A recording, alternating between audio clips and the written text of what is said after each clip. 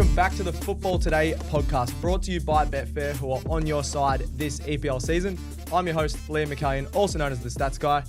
Not joined by Marcus Barzano, but Alex wants to rant about Arsenal. He hasn't talked about Arsenal in a long time. How you going, Alex? Donnelly? I've actually got nothing to rant about. It's Really? just like, you've just called me up off the bench pre-Christmas. I said I'm free and available, and you've just absolutely taken advantage of my good-natured Stats Guy. Yeah, well, you usually do that when you're hosting some of our shows, lots of our different shows that we have. So I was like, I'll take advantage of that and get you on, talk about Arsenal, talk about everything There's a Premier lot League. to talk about. There is a lot to talk about. I'm just looking at the round the grounds. There's a bloody few things in that. We're here for all things English Premier League, as always, with this period through December, where literally there's football almost every single day. You got Champions League, you got Premier League, you've got League A-League. Cup quarterfinals are tomorrow, Thursday, Friday. Then That's the right. FA Cup rolls in. I had a look as an Arsenal fan, and also for you with Chelsea. Yes. Games of football every 4 days from basically the start of December all the way through to February. It's awesome. We're not getting much sleep, I don't reckon. No. To do this period. No. You got so much sport on. It's awesome. Today we're going to cover the top world football and EPL news, the best Betfair back or lay bets for EPL Matchweek 17. That includes expert tips from Betfair's own Tony Hargreaves, or as Marcus likes to call him, T-Dog. I don't know why he always calls him that. Match of the week. So the match of the week this week is Tottenham versus Liverpool. There was a few good matches, but I think that would be a bit of fun. And then we're always going to finish off with the quick fire tips for the Premier League this weekend. Before we start, make sure you subscribe to our YouTube channel, the Football Today podcast. Follow all the socials, Football Today AU on TikTok and Football Today Australia on Facebook and Instagram. All right, next one. Let's get into it. Around the grounds, Alex. I'll start us off. Arsenal drop points for the second straight game. I just don't know if there's enough finishing in attack there. 0-0 to Everton. Not Are you enough worried? finishing in attack. No team has scored more goals in 2024 than Arsenal. Yeah, but we're in a new season. No season now. team has scored more goals in the calendar year than Arsenal. This is a team who scored 3 goals against Monaco during the week as well. Yeah. We scored 2 goals from set pieces against Manchester United, and then obviously had that late goal ruled out against Fulham. Yeah. But it wasn't a lack of finishing. It was the build-up that was bad. Fair. It was but we'll give the ball to Saka and hope he builds up. And then Martinelli sitting on a wing, not doing much. It was the build-up. It was slow. It was robotic. It's lost that chaotic nature that they had 2 years ago when this Arsenal run started. Yeah. I think it's more Arteta's just been. I think there was the defeat to Porto at the start of the year when they were away. They lost like the last 2 minutes trying to win the game. And I think it's that Arteta's like, we are not going to concede. But it's like, look at Liverpool. They're down to 10 men and they're just like, best form of defense is attack. Yeah. At Arsenal's best, we've seen them. They can blitz teams in 10, 15 minutes. Absolutely. Odegaard should have scored twice. Simple as that. And Everton just went, nah, we're going to dig in. And Jordan Pickford had an amazing game. So, throw in those things together in a midweek game on the back of more midweek games previously. Sluggish performance. Yeah, I thought you would be a little bit more fired. You're actually pretty calm. I know it's early in the season, but I was like, Alex might be fired up here for Arsenal. It's frustrating that we drew when Liverpool have drawn. Yeah. That's the main annoyance. You've taken a jump. That's exactly right. Another one around the grounds, Gary O'Neill and Russell Martin both sacked. Honestly, they've had it coming. Like, you can't keep losing game after game after. Especially Russell Martin. I think, what are they now? Obviously last. They are lower on points right now than when Derby County were at the exact same point in their record low season. I feel like we talk about this every season. Who's going to be like, last on the table? Can they beat Derby County's worst ever record? I reckon Southampton could. The new manager's going to come in and they're not going to play like Russell Martin. The problem with Russell Martin is he saw Vincent Kompany at Burnley last year play that attacking style. They got smashed off the park and relegated. Vincent Kompany's now managing Bayern Munich. Yeah. So Russell Martin's just going to, I'm going to stick to my guns and hopefully someone picks me up from it. And he might. Yeah. Good to sort of ange it and just be like, nah, I'm just going to stick to it. Yeah. But Southampton suck. They're so bad. Watching their game, you're like, if you just watch, they're about to do something stupid. I wasn't sure if I was going to bring this up, but you know how people like leave early, obviously 5-0, you want to just leave. Yeah. There was even there's a blind section at Southampton. They all left, so there was a few. They'd heard enough. They've heard enough. They didn't even want to see it or hear the game, so it was beautiful. Yeah, not good from Southampton. I enjoy that they backed Martin. Like, all right, let's see how this goes. And it had just gone beyond the point. When you're down 5-0 at halftime, just cut the snake's head off. Only got to 5 and then they put the feet up. Yeah. They played Europa League midweek as well. They've got a game in the League Cup during the week as well. So it's feet up time. True. Next one. Man United somehow beat Manchester City, obviously 2-1 at the Etihad.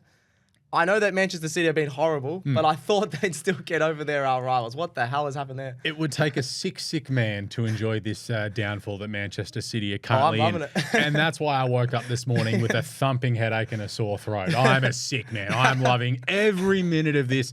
These cheats, these frauds, just falling flat on their face.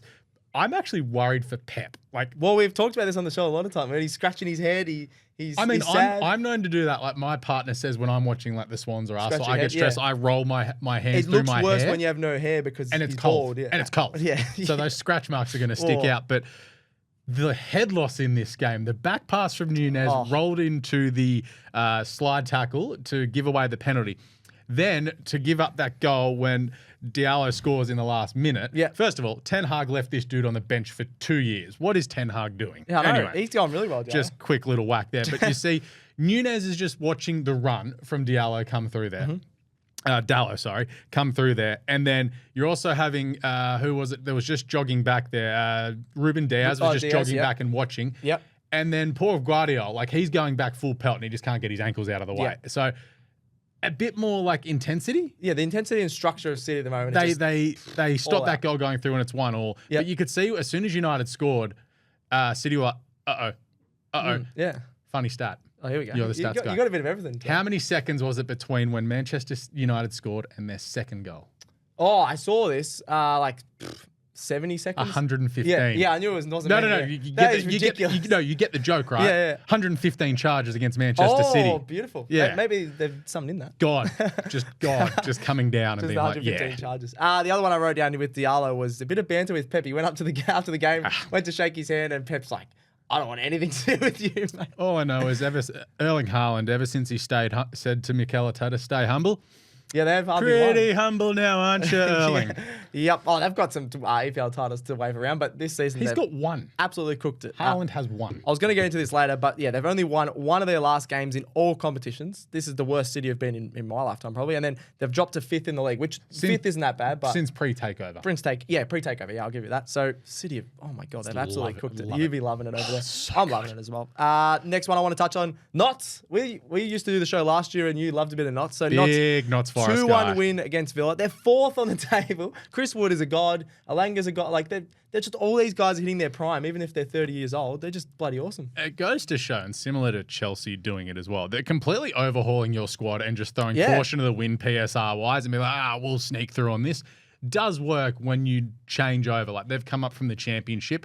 They snuck by in their first season. They were better last year. They're even better this year. Good this year. They've you look at the squad that they had when they came up from the championship to what it is now. It's completely different. Yeah. Same with Chelsea from 3 years ago to what it is now. Like sometimes just changing everything. It takes a while, but it's worth it. Yeah. And then Alanga obviously got the 93rd minute winner. Villa should have had a penalty in the first half. Though. Villa.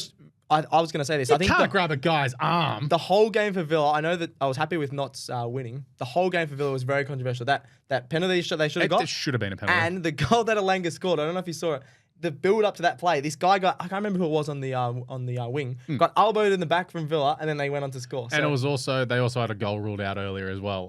Knots. So that's right. Yeah. You look at it and go, on the basis of weights of things that they should have won. You also saw probably the greatest save ever from Martinez. He's such a freak. I don't know how he did it. I've watched it 100 times. He sometimes dives really late because he's like trying to make up his mind, or if it's like a little bit knuckle, and he just always gets it. Big man. He's a freak. I got to talk about Chelsea to finish off. I'll start with the bad and then we'll go with the good. McAllion Mudryk, Marcus, who's usually on this show, that's his favourite player. So I was actually hoping he was on today. He's been banned for doping. Provisionally banned. So similar to Essendon in the AFL, if you're an AFL fan, it didn't really help his performance because he was horrible for Chelsea. But yeah, provisionally banned while they research it all and do a few more tests. B-sample's got to come back.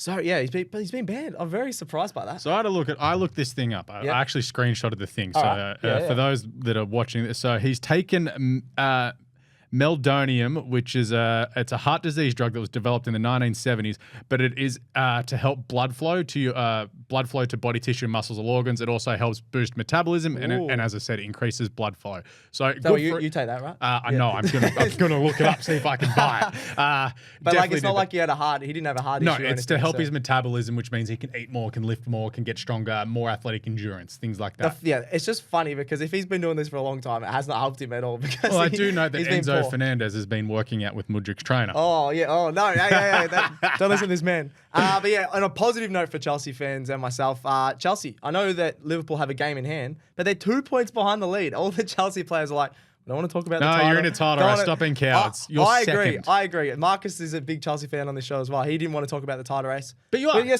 second. Right now we're in the title race. Halfway through the season, you are second, 2 points behind the leaders. Yeah. You are in a title race. Yep. Your schedule towards the back end of the season is tough because you're still got to play. You've got to play City, Newcastle, Arsenal, and I think maybe Villa away still. So there's 4 very tough games to go away to. You've already got through the Liverpool away, which you lost 2-1, I think. Yes. Yeah. So you still got 4 very hard away games to come. But right now, it's like you should be setting yourself for top 4, top 5. Cole Palmer's just so chill that he doesn't want to talk about it, so that's fair enough. That's because he's got 3 chromosomes. Yeah, I love him. He's so good. Yeah, but I think Chelsea are 100% in the title race. Playing very well. Which is very exciting to watch, and so many just goals coming from everywhere. It's awesome.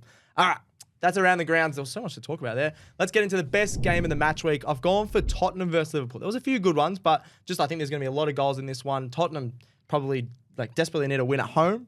They've been really poor at home. I think they've lost their last 3 there. And then Liverpool, they've won 10 of the last 13 meetings against Spurs. You look at all the big 6, and their record against Spurs is always really good. It should be 11 of 13 because let's remember, Liverpool got ripped off in that game against Spurs last year with the offside goal that was ruled out with check complete, boys, good process. That was when the footage, not the footage, the audio came out. Was that from the VAR? Where they've misheard. It's like, the linesman is a flag. I think it was Jota offside. He was clearly onside. And they're like, yep, just check for offside. And then they've watched it like, yep, check complete, all good. The VAR guy, for those who don't remember this, thought that he said, we just want to check if he's onside.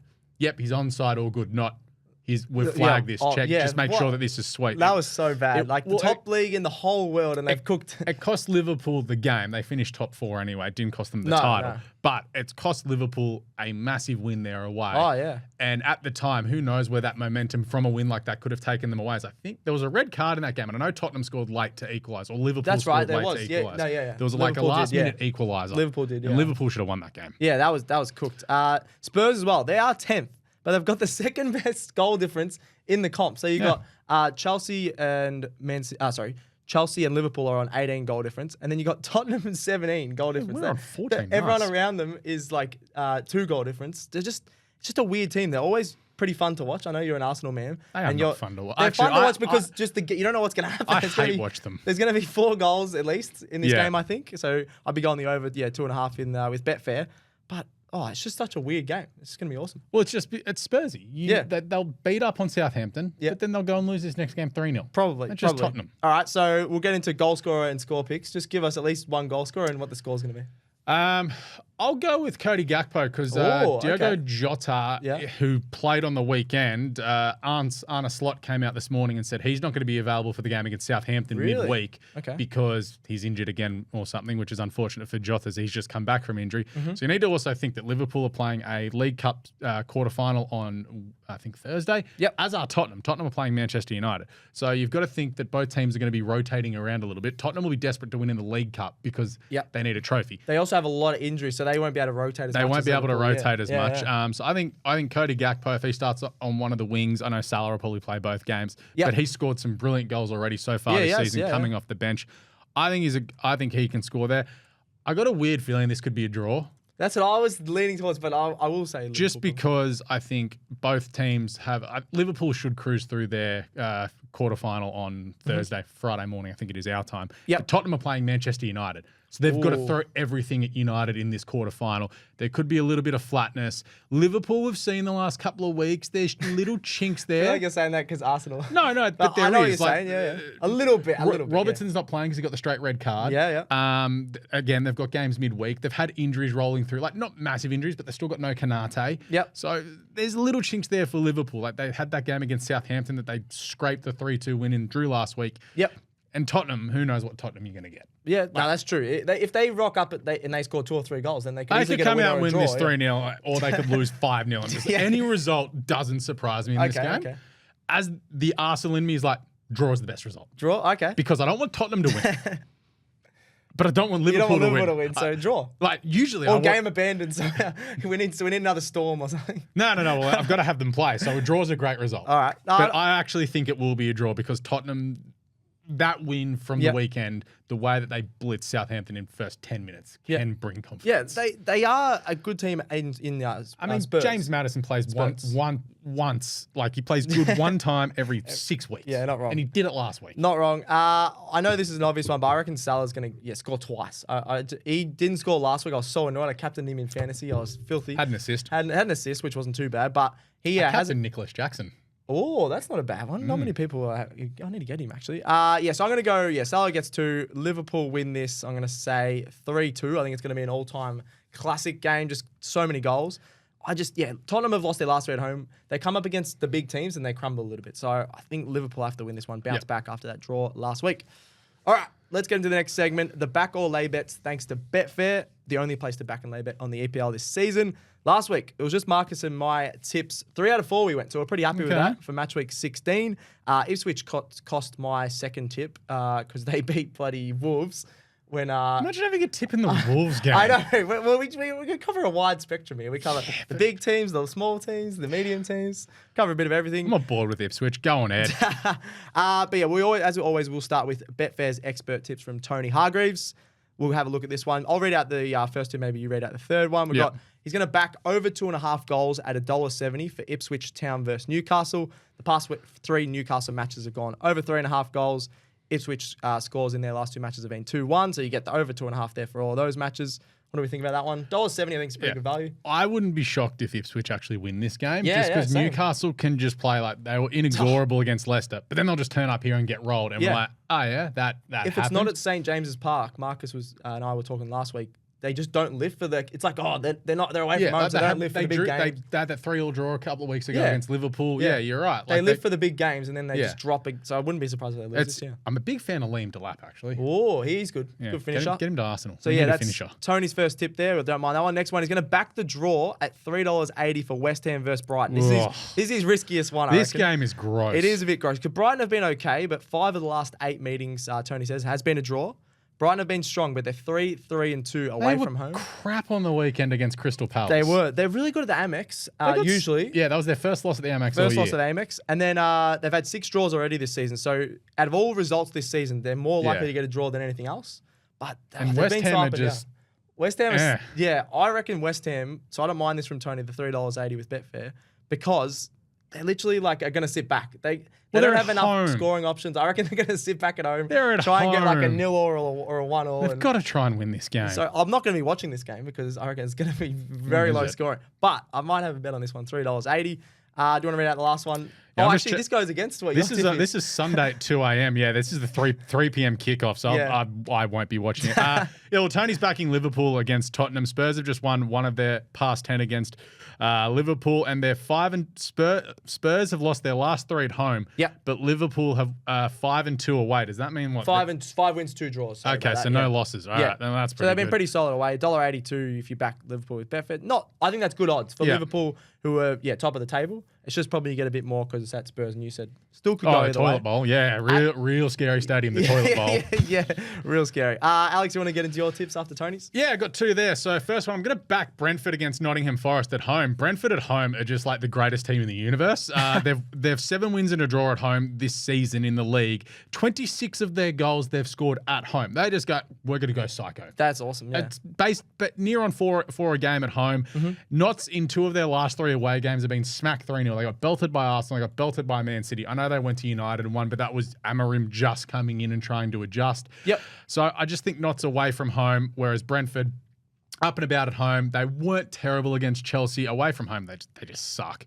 So I'm really happy to have something on Brentford. I think they're good odds, $2.34, so I'm happy with that. Very nice. Yeah, I really like that. Brentford they're at home. Without Tony, they're Thomas Frank rules. He's a legend. They're scoring more goals without Tony. Everyone goes, you got Mbeumo's been great, obviously. Wissa's been awesome. But their best goal scorer the last like 5 seasons was always Tony, and now he's gone, and they're actually scoring more goals. Yeah. Yeah, Tony. Because you're not relying on the one-man strike, man. You have a look at Man City. It's like the problem with Haaland being central to everything. Like you look at you at Chelsea, you've got goal scorers everywhere. It's the same here for Brentford. Just like, we'll all score. It's fine. Yeah, that's awesome. Who are you going to lay in this one? This weekend? Yeah, so the other one, Malay. I'm going to lay Manchester City. Let's just keep diving keep all rolling. in on Honestly, Pep. if you've laid Manchester City, which not many people have, you've been making bank it lately, so you might as well keep going on that. Exactly. So last year, Aston Villa beat Manchester City at home. It was a 1-0 game. Villa were flying at the time, and Villa's form is very Jekyll and Hyde this season. So you take a look. When they've played a midweek game, Villa have lost 4 of their last 5. Oh, because they've been playing really well in the Champions League. Yeah, so this week, no midweek game. Oh, beautiful. So one of their midweek games, they beat Southampton. Who cares? It's Southampton. But you look at their record at home. They've beaten Bayern and Bologna, and they've also held Juventus to a 0-0 draw. Juventus beat Manchester City 2-0 last weekend in the Champions League. City 1-11. You've got no confidence in their defensive setup whatsoever. Kyle Walker looks like an octogenarian when he's not diving around like an Oscar winner. We didn't talk about flog. That was the biggest flop in a long time. Followed up by Kukureya. Yeah, that was pretty bad. Yeah, both of them were. But he literally was like, just touched his head. Hoyland just touched Walker's head and he went full on dived. Oh my God, that was horrible. He should have been sent off for diving. That was bad. Phil Foden, honestly, you like Pep in a press conference says, we don't have so and so and so, and Foden not available. Foden's playing that bad that Pep doesn't think he's available. He hasn't got a goal. Yeah, no. The old, not available, but I don't know. No. He said he's not available, but he's been picking him. Like he thinks he's injured. Oh, yeah, but he's just playing he's forgotten that he's playing pathetically. Is he the worst? Well, I think he's the worst Premier League player of the year ever. Yeah, he is. And he wasn't even the best player in the league last year. It was everyone like razzing him up because he was the local white guy from England that's doing it. Like everyone's saying Cole Palmer's the best player in the league this year. It's not. It's Mohamed Salah. He's the best player in the league this season. Yeah, it's Salah or Palmer, I think. It's Salah by a long way. Well, I don't know about a long way, but he's very good. Anyway, back to City. They've conceded 25 goals in those 11 games. Yep. And they've conceded 2 or more in their last 7 away games. Villa, this is big Johan Duran, Ollie Watkins. Come on, get on board, boys. Score a goal. Because Unai and Aston Villa fans are finally learning what Arsenal fans dealt with is that second season, oh God, what is this? Yeah, they just cooked. They desperately need a win. So I'll lay City, and I've got the draw and Villa on side. Yeah, you get the draw as well. I wouldn't be surprised if this one's a draw. So you get Villa at home as well. They're always rocking over there. Villa on the table. $2.22, beautiful to lay Manchester City. Yeah, Villa there's not 7th. That's okay. Okay, so and it's really tight there. So a win here actually puts them above City on the table. Really? Yep, gets them into 5th. That is nuts. Bournemouth are 6th. Yeah, Bournemouth are going. They should have won on the weekend as well. I actually don't mind. Bournemouth and Notts are just so fun to watch at the moment. And Brentford. Poor Bournemouth. They better enjoy it this year because that team is going to get pilfered in the offseason. Not wrong. Last one we're going to do for the Betfair back or lay bets. I'm going to lay West Ham at $3.05 for West Ham versus Brighton. Obviously, Tony talked about the draw in his earlier tips at the expert tips. So you still get the draw on your side if Brighton win or this West Ham and Brighton game comes a draw. Look, West Ham were lucky on the weekend with that penalty against Bournemouth. They literally had no chances. They got into the lead with that penalty, but Bournemouth had so many chances. They should have won that. That free kick was awesome. Awesome free kick. There was just so much going on in that game, but Bournemouth should have won that. So I think they got lucky. They've only won one of their past 7 games. So the only result we don't want here is a West Ham win. So I'm pretty confident with that. Even at home, they've been shocking. And they've only won one of the past 14 meetings with Brighton. There's been a lot of draws between these two.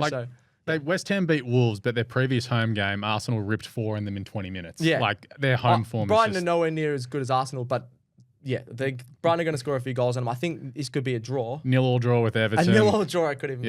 Yeah. So like I'm very happy to lay West Ham in this one. All right, let's finish it off. We've done the Betfair back or lay bets. Let's get into, as we always do, quickfire tips that sometimes aren't quickfire.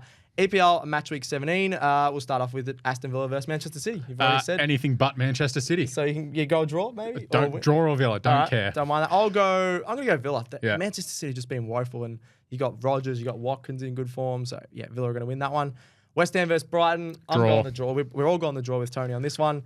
Ipswich Town versus Newcastle. I'm going to tip Ipswich away from home. Really? Just it's one of those games that you look back at the end of the season, if Ipswich stay up, it's like, maybe they beat Newcastle in December. It's one of those ones. All right. I really want them to stay up because their crowd is fun. Their stadium's fun. Some of their players are really fun. They just bottle a few games. But I'm going to go draw. Newcastle, surely they don't lose this one. Eddie Howe could be in trouble. They've been really disappointing with the team they have. Like, I know they've had a few injuries, but their team is really good, I think. Yeah. Like, better than where are they on the table right now? They are... Mid-table Yeah, somewhere. so I think they should be better. Yep. Brentford versus Notts Forest. Brentford. I really want to tip Notts, but yeah, Brentford at home have been awesome. Crystal Palace versus Arsenal. Crystal Palace have been really good. So this is funny. Arsenal and Crystal Palace play at the Emirates on tomorrow morning. So if we're listening to this, you'll listen to this on Wednesday. They play Thursday morning in a League Cup quarterfinal. Okay. And then play at Selhurst Park on Sunday in the 5:30 kickoff. There you go. Two times in a couple of days for both teams. This will be an Arsenal win. I think Arsenal won, I think it was 5-0 last year, and at the start of the season went to Selhurst Park and won 1 or 2-0 despite being down to 10 men for half an hour. So Palace in good form. Glasner doing some good stuff. Yeah. But this is a bounce back game for Arsenal. Yeah. Not a bit. Well, the bounce back could happen midweek, but it's just that Arsenal are simply better than Crystal Palace. Yeah, I hate to admit it, but I'll tip Arsenal for you as well. Everton versus Chelsea. Got to be a big Chelsea win, I think. The amount of goals. Oh, the dirty Sean Dyche low block. That's a woke nonsense. The bus will be parked by Everton, won't it? Yeah. Chelsea should win this, but if Everton somehow snick a draw, it wouldn't shock me. Yeah, well, they got one against Arsenal, but anyway. Chelsea better than Arsenal anyway, so that's all right. Manchester United versus Bournemouth. This will actually be a fun game, I think, because Bournemouth have been good to watch, and Man U have been very up and down. Well, yeah, we didn't talk about Rashford and Garnacho getting just dropped, and Rashford's up for sale now, so who knows? Everyone's gone, are they injured? And the coach is like, no, I just want to drop them. I think Garnacho just needs a smack around the ears to wake up to himself, but you've got to sell Rashford. Yeah, people are saying sell both of them. But keep Garnacho. I think I like Garnacho, yeah. Got to get rid of Rashford. He's been there for long enough. He's just not, he's done his time there kind of thing. Yeah, needs a fresh start probably. This is a weird one. Yeah, like United, that game against City actually was pretty crap. It sucked. So there's goals. Bits and pieces there that you can take, but this will probably be a draw. I'm going to say Man United. They take a bit of confidence. They're starting to get that starting lineup a little bit stronger, I think, and a little bit, looks a little bit better. So I'm going to go United, and Diallo might score another one. Fulham versus Southampton. What a game that is. Fulham smash Fulham are so good this season. So Smith Rowe scores a double. The old Arsenal man. 3-0, I reckon. Mate, Fulham is literally the Fulham Gunners. There is 5 Arsenal blokes there. Is there 5? Jeez. Yeah. Well, I guess they're just around the corner. With Reece Nelson as well on loan. That's crazy. Yeah. Last two we're going to touch on. Leicester City versus Wolves. This is a tough game.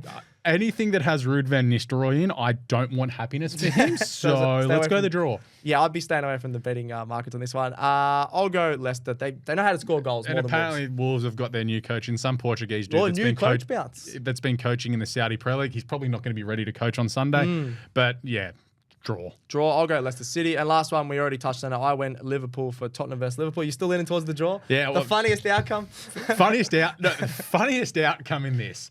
What is the funniest outcome? Tottenham being up 3-0 in 25 minutes. And then a draw. And then Liverpool scoring 3 goals in the last 15 minutes to draw it. Honestly, that's the funniest outcome. That is a very Spursy game right there. Yeah. All right. We'll have to wait and see if that's a funniest really funny outcome. Game. All right, that's it. I think I'm calling it there. We've covered a lot of the Premier League with Betfair as well. That's the final whistle for football today, brought to you by Betfair. Check out all the fun social videos we're doing. We're covering Matildas, Socceroos, Premier League, a little bit of A-League, a little bit of everything across the socials. That's Football Today AU and Football Today Podcast. I think that's it. Thank you very much to homie behind the camera. Thanks, Alex, for jumping on. You were pretty calm being an Arsenal fan. I was seeing if you were going to be fired up. We're third in the Premier League. We're in a quarterfinal of the Carabao Cup, and we're third in the Champions League. It's still December. All right. Plenty of time left in the season. It's been good so far. No, well played. That's another episode of Football Today done. We're out. What are you really gambling with? For free and confidential support, call the number on the screen or visit the website.